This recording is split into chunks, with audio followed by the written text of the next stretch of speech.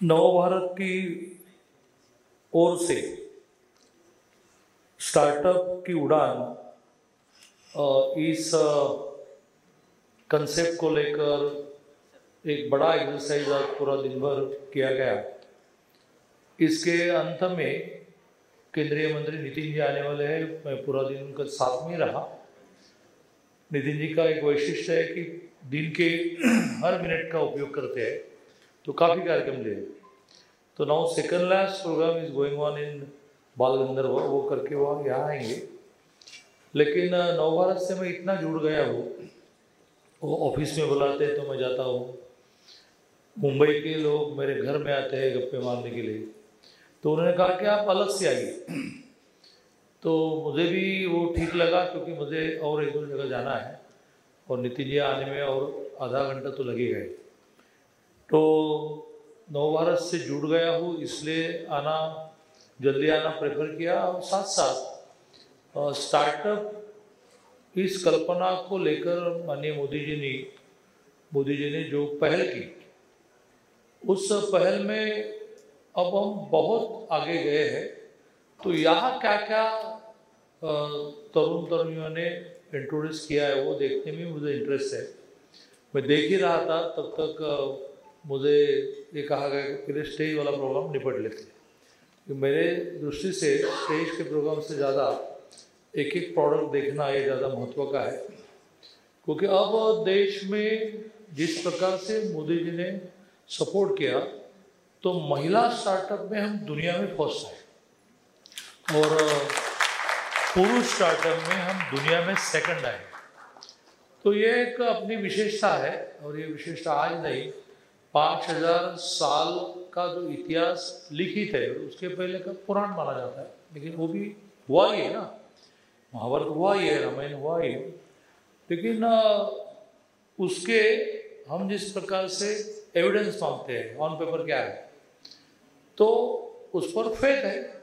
रामायण हुआ है, राम हुआ है, महाभारत हुआ है, श्री कृष्ण हुआ है। लेकिन 5000 साल के बारे में भी सोचते हैं तो देश में हमेशा हर विषय में हम आगे ही रहे हैं। विशेष रूप से ब्रिटिशों के 150 साल में उन्होंने यह अपने मन पर एक दूसरे से एनग्रेव करने का प्रयत्न किया कि आपके यहाँ कुछ नहीं था, हम आए इसलिए तो आपको प्रशासन समझ में आया। लेकिन अभी अभी यहाँ पूना में बहुत पुरानी और रिनाउंड व्याख्यानमाला है, जिसमें अटल जी से लेकर आरएसएस के जो चीफ रहे बालासाहेब देवराज से लेकर सभी ने अपने अपने विचार व्यक्त किए। वसंत व्याख्यानमाला में व्याख्यान के लिए नोता मिलना है बहुत बड़ा प्रतिष्ठा का माना जाता है। तो इस बार मुझे पूरे व्याख्यानमाला जो महीना भर चलती है उसका कंक्लूडिंग सेशन समारोह करने का मौका मिला। और मैंने और मुझ पर ही छोड़ा उन्होंने कि आप ही तय करो कि आपका सब्जेक्ट क्या है। तो मैंने इंडियन नॉलेज सिस्टम, भारतीय विचार परंपरा, इस विषय को चुना क्योंकि मुझे बहुत स्टडी करना था। न्यू एजुकेशन पॉलिसी में लगभग 30% क्रेडिट्स अब इस विषय को दिए जाएंगे कि अपनी परंपरा क्या है। क्या ऐसा है कि हम एक दूसरे से अनपढ़ लोग थे? तो 2-3 चीज़ें बताऊंगा, अभी कोई विषय नहीं है, मैं स्टार्टअप को ही कनेक्ट कर रहा हूँ। तो इस देश में पहला ऑपरेशन हुआ वो 2400 साल पहले, और अभी हम कहते हैं कि पाश्चिमात्य देशों ने मेडिकल साइंस डेवलप किया, ऑपरेशन डेवलप किए। तो पहला, और पाश्चिमात्य देश भी मानते हैं क्योंकि फिर से वो स्क्रिप्ट है ना, कब हुआ, किसने किया। तो 2400 साल पहले इस दुनिया में पहला ऑपरेशन हुआ जो भारत में, या ऐसे माना जाता है कि दुनिया का पहला विश्वविद्यालय, यूनिवर्सिटी, वो ये ईस्वीसन 1200 में हुई। ऑक्सफोर्ड उसका नाम है। लेकिन हमारा नालंदा तो ईस्वीसन 400 का है। 1100 में तो उसको जलाया गया, खिलजी ने उसको जलाया, जिसकी किताबें जलने में 3 महीने गए। तो ईस्वीसन 400 में हमारा नालंदा बना, तक्षशिला भी बना, लेकिन पहला नालंदा बना। और आप वो कहते हैं कि दुनिया का पहला विश्वविद्यालय, पहली यूनिवर्सिटी ऑक्सफोर्ड है। क्या ऑक्सफोर्ड है? या शून्य में शून्य से ईस्वी सन शुरू होता है तो 2025 तक आता है। तो शून्य से 2025 तक 2025 साल हुए। तो शून्य में पूरे दुनिया में व्यापार में अपना परसेंटेज, अपनी भागीदारी 32%। फिर ईस्वी सन 800 में आक्रमण आने शुरू हुए, लूटना शुरू किया तो 28% हुआ, और ब्रिटिश जाते जाते 4% हुआ। तो हम व्यापार करते थे कि आप, और हम व्यापार नहीं करते थे तो आए क्यों? अब तो व्यापार के लिए आए ना। और अंग्रेजों ने व्यापार के लिए आने के लिए जो जहाज सेलेक्ट किया वो भारतीय, आप जो स्टार्टअप वाले हैं ना, तो उस समय के स्टार्टअप वालों ने बनाया। तो अपनी बनाई हुई, भारतीय लोगों ने बनाई हुई शिप को लेकर तो यहाँ व्यापार के लिए आए। उसमें से एक शिप 87 ईयर्स चला, अभी तो 50 साल भी नहीं चलेगा। तो ऐसी बड़ी परंपरा है कि, या और भी एक आध वाक्य कहना है तो दुनिया की पहली डिक्शनरी का अर्थ होता है कि हमने हिंदी शब्द यूज किया, उसका मराठी, हमने हिंदी शब्द यूज किया इंग्लिश। ये दुनिया की पहली डिक्शनरी ये भारत में बनी।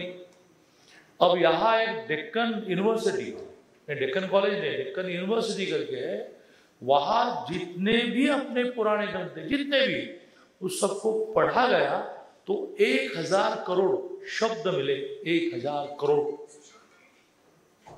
तो उस सबको देखने के लिए 2-3 महीने में मोदी जी भी आने वाले। तो मोदी जी ने इस विषय को पकड़ा है कि हम गरीब क्यों रहे। तो पूरी दुनिया इनोवेशन करती रही, इनोवेशन के बाद वो पेटेंट लेती रही, और पेटेंट के बाद उन्होंने रॉयल्टी मांगा कि आपको यूज करना है, रॉयल्टी दो। तो पूरी जिंदगी वो व्यक्ति एक शोध लगाकर, एक इन्वेंशन करके पूरी जिंदगी रॉयल्टी लेता रहा, और रॉयल्टी का हिस्सा गवर्नमेंट को भी मिलता रहा। तो व्यक्ति भी श्रीमंत है दुनिया के, देश भी श्रीमंत है। अब गत 10-12 सालों में ये स्थिति आई है कि हम इन्वेंशन करेंगे तो उसके लिए बड़ी पैमाने पर राशि दी जाती है। इन्वेंशन के बाद हम पेटेंट के लिए अप्लाई करेंगे, पेटेंट प्राप्त करने के बाद हम किसी में रखेंगे, रॉयल्टी दो, बाद में पेटेंट देते हैं, बाद में प्रोडक्ट देते हैं। एक ही उदाहरण देकर मैं मेरा भाषण समाप्त करूंगा कि संरक्षण इस देश की सिक्योरिटी में एक स्क्रू भी हम नहीं बनाते, एवरीथिंग इंपोर्ट। इस साल सिक्योरिटी में हमने एक्सपोर्ट किया है 35,000 करोड़ में। मेरे आंकड़े नहीं बता रहे, आप तो बड़े पढ़े लिखे।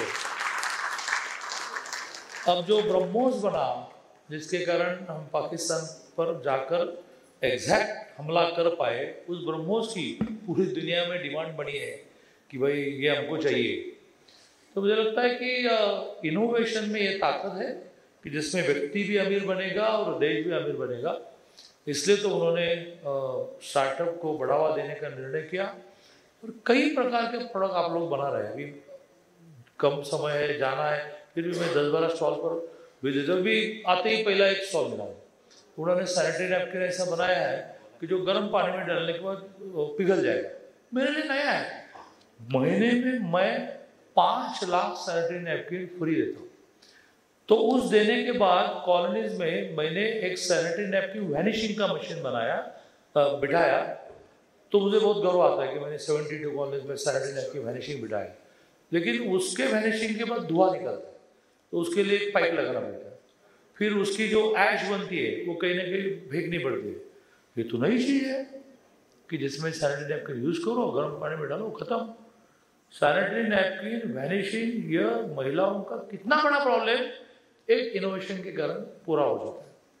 या अभी जहाँ गडकरी जी है, वो कार्यक्रम क्या है, तो दुनिया के सबसे बड़े साइंटिस्ट माने जाते हैं, सबसे बड़े, क्योंकि 51 PhD जिनको मिली। माशेलकर, आज तक 49 का रिकॉर्ड है, माशेलकर जी को 51 PhD मिली। तो उन्होंने उनके माँ के नाम पर एक हर साल पुरस्कार देना शुरू किया, वो यूनिक इन्वेंशन के लिए। उसका लास्ट ईयर जो पुरस्कार मिला, मैं माशेलकर से बहुत जुड़ा हुआ हूँ। अभी मुझे यहाँ आना था और मैंने नितिन जी को कहा कि आप उस कार्यक्रम को करो, आज मुझे कल डांटेंगे माशेलकर जी। तो पिछले साल उन्होंने जिसको पुरस्कार दिया, माता जी के नाम से पुरस्कार देते हैं, इनोवेशन वालों को देते हैं। पिछले साल उन्होंने किसको पुरस्कार दिया कि जिसने, महिलाओं को 2 प्रकार के कैंसर होते हैं, एक ब्रेस्ट का होता है, यूट्रस का होता है, नॉर्मली उसको बाकी नहीं होते हैं।